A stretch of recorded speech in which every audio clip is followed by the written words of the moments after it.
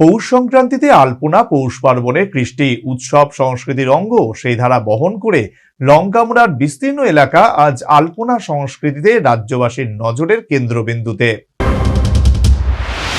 সনাতনীর যত উৎসব এর নেপথ্যে রয়েছে কৃষির সঙ্গে যোগসাজশ। ধান উঠেছে ঘরে, বিশ্রামরত কৃষক।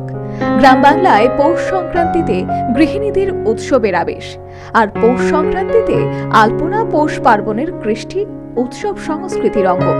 সে ধারায় বহু আগেই আলপনায় নজর কেড়েছে রাজধানী আগরতলার লঙ্কামুড়া।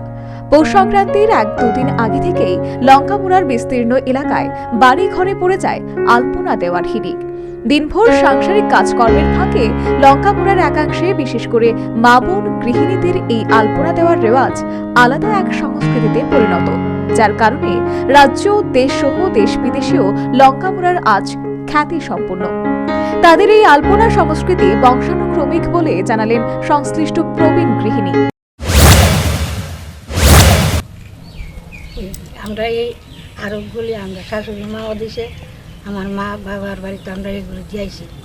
ওখানে আমরা তার সঙ্গে দিতে দিতে আমরা শিখছি। আমরা খুব সংক্রান্তি আগে যেমন আরব দিই, সংক্রান্তি আমরা বুকবার্ষিক দিই, নতুন ধান আইলে পায়েস টায়েস করি, এরপরে আমরা বিকাল দিকে লুটতে হয়, সবাই আনন্দ করে দিই। এদিন আমরা খুব আনন্দ দিই কাটাই।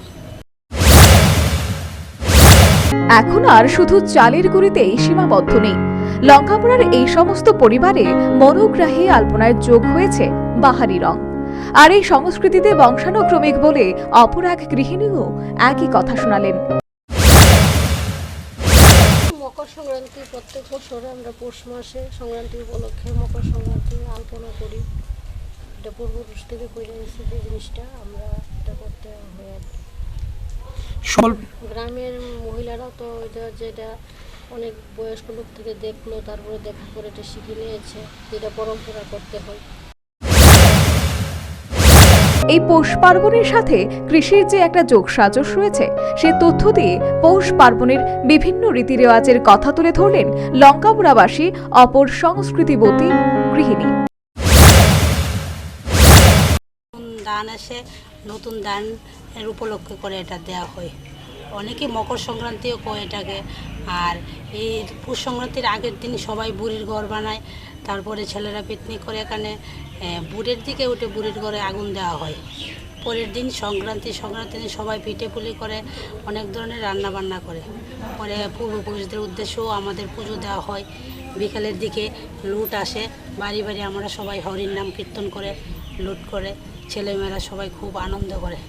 এটা তো পূর্বপুরুষ থেকেই করে আসছে, আমরাও এখন করছি, আমাদের ছেলেমেয়েরাও দেখছে, করছে। শুধু উঠোনই নয়, ঘরের দেওয়ালেও পৌষ পার্বণের আলপনা কৃষ্টি সংস্কৃতি গৃহিণীদের শিল্পানুরাগের নিদর্শন। কার্যত পৌষ পার্বণে আলপনায় আজ যশস্বী লঙ্কামুড়া।